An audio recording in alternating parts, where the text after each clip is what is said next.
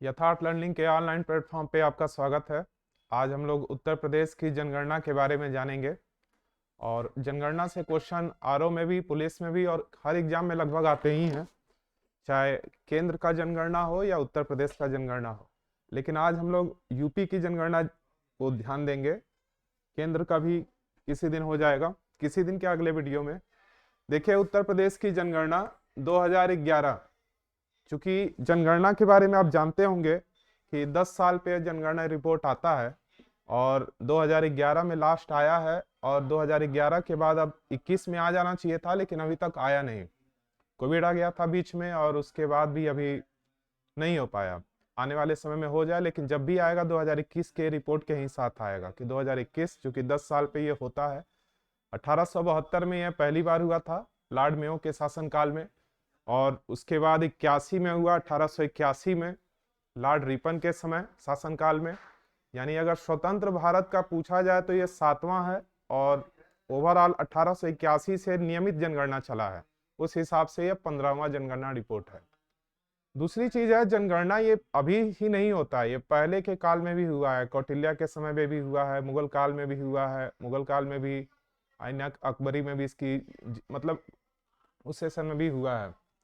और उसके बाद अभी के जो रिपोर्ट हैं, अभी भी मतलब स्वतंत्र भारत के बाद भी हुए हैं। जनगणना का मतलब क्या होता है कि 10 साल में आपके यहाँ जितने भी रिपोर्ट हैं, चाहे जनसंख्या को लेकर के हो, साक्षरता को लेकर हो, ओवरऑल। तो चलिए फिर सीधे सीधे टॉपिक पे आते हैं। देखिए, यूपी का जनगणना टोटल इनकी कुल जनसंख्या है, रिपोर्ट लिख दिए हैं ताकि स्पष्ट दिखे। ये कुल जनसंख्या है 19981234 बोल इसलिए दे रहे हैं एक बार, मान लीजिए आपको अगर स्पष्ट ना दिख रहा हो तो समझ में आए। 1998 12 341, ये है कुल जनसंख्या उत्तर प्रदेश की 2011 के रिपोर्ट के हिसाब से। लिंगानुपात 1000 पुरुषों पे 912 महिलाएं, 1000 पर ही देखा जाता है, 912 हैं। जनघनत्व यानी प्रति वर्ग किलोमीटर 829। पूरे भारत में सबसे ज्यादा अगर राज्य में जनघनत्व है तो यूपी में है। जनघनत्व यूपी में नहीं है, सबसे अधिक अगर जनघनत्व की बात आई तो बिहार में है। देखिए, अभी गलत हो जाता, सबसे अधिक जनघनत्व है बिहार का। कितना है? 1106 बिहार का। खैर, यूपी का जनघनत्व है 829, यूपी का ही टोटल है। शिशु लिंगानुपात है 902। दशकीय वृद्धि दर है 20.2, ये प्रतिशत में होता है, दर का ही मतलब रेट है। 10 की यानी 10 साल में ग्रोथ रेट आपके यहाँ कितना हुआ है? 20.2। उसके बाद है साक्षरता दर 67.7%। ओवरऑल मतलब पुरुष और मेल फीमेल दोनों मिलाकर यहाँ लिख दिए हैं। पुरुष का है 77.3 77.3 और महिला का है 57.2। एससी यानी शेड्यूल कास्ट का टोटल परसेंट है यूपी में 20.7 और एसटी का है 0.6 है वो। और ग्रामीण क्षेत्र है 77.7 और नगरीय क्षेत्र है 22.3। यहां लिख दे रहे हैं सर्वाधिक बिहार, क्योंकि अब केंद्र का लिखवाएंगे तो उसमें तो इसका जिक्र होगा ही, इरेज करने से बेहतर है उसी को लिख दिया जाए। चलिए, अब देखिए, इधर है सर्वाधिक यानी मैक्सिमम जिलों की जनसंख्या हो या जो भी रिपोर्ट है, एक एक करके भी बताएंगे। और ये है न्यूनतम। तो चलिए, सर्वाधिक जनसंख्या कौन से जिले में है? इलाहाबाद, जिसका नाम प्रयागराज हो ही चुका है। सेकंड है मुरादाबाद, तीसरा है गाजियाबाद। एक ही काफी है, दो भी, जैसे आरओ के एग्जाम में कभी कभी मैचिंग करने वाले आ जाते हैं क्वेश्चन, इसलिए 2-3 स्पष्ट होना चाहिए। देखिए, जनसंख्या का क्या है? सबसे ज्यादा जनसंख्या इलाहाबाद, प्रयागराज, इलाहाबाद ना कहिए, मुरादाबाद और गाजियाबाद। लिख इसलिए दिए हैं क्योंकि पुरानी जो कुछ किताबें हैं जिसमें वही नाम अभी चल रहा है, तो कंफ्यूज ना हो।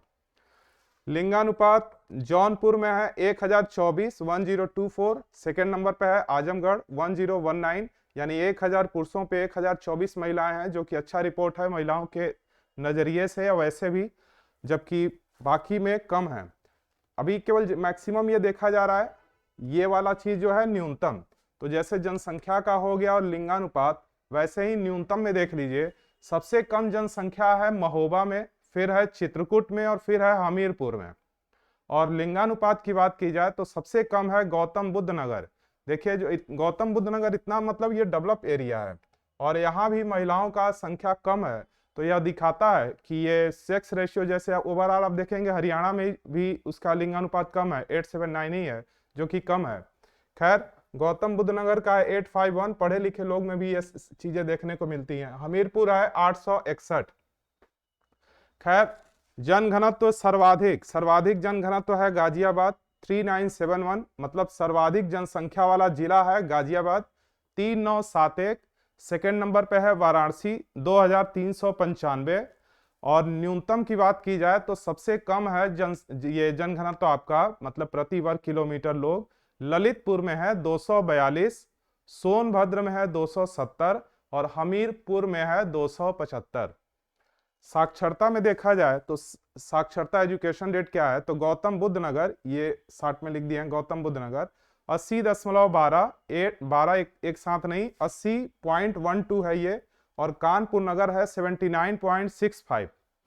मतलब सबसे ज्यादा पढ़े लिखे गौतम बुद्ध नगर रिपोर्ट के अनुसार कानपुर नगर में सेकंड स्थान पे है। मिनिमम में है श्रावस्ती 46.74 और सेकेंड नंबर पे है बहराइच 49.36%। बलरामपुर उसके बाद है 49.5%। फिर है पुरुष साक्षरता, ये तो ओवरऑल अब मेल फीमेल दोनों का है। अब पुरुष और महिला अलग अलग से क्या है रिपोर्ट। पुरुष में देखिए गौतम बुद्ध नगर का है 88.06, 88.06। औरैया है ये 86 है, औरैया गौरैया मत समझिएगा, 86.11। और न्यूनतम में है श्रावस्ती 57.16 और बहराइच का है 58.34। महिला साक्षरता में आ जाइए, सबसे ज्यादा पढ़ी लिखी महिलाएं अगर प्रदेश में है तो कानपुर नगर है 75.05। सेकेंड नंबर पे है लखनऊ 71.54। और न्यूनतम में आ जाइए तो श्रावस्ती है 34.78, 34.78। और सेकेंड नंबर पे है बहराइच 38.43।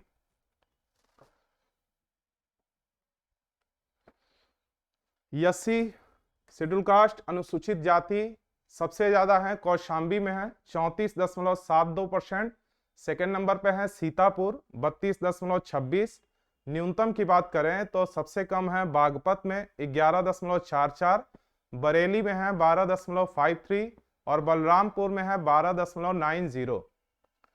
फिर आते हैं अनुसूचित जनजाति, एसटी की बात हो रही है, सबसे ज्यादा है सोनभद्र 20.67, ललितपुर में है 5.86, न्यूनतम में फिर बागपत में ही 0.001 और कन्नौज में है 0.001%। क्वांटिटी में अंतर है। बंदायू में है 0.002। सर्वाधिक में अब नगरीय जनसंख्या देख लिया जाए, गाजियाबाद 67.55%, लखनऊ में है 66.21, न्यूनतम में है श्रावस्ती 3.46, कुशीनगर है सेकंड नंबर पे 4.72%। वही चीज जो अभी बोल रहे थे यहाँ लिख भी दिए हैं ताकि स्पष्ट रहे।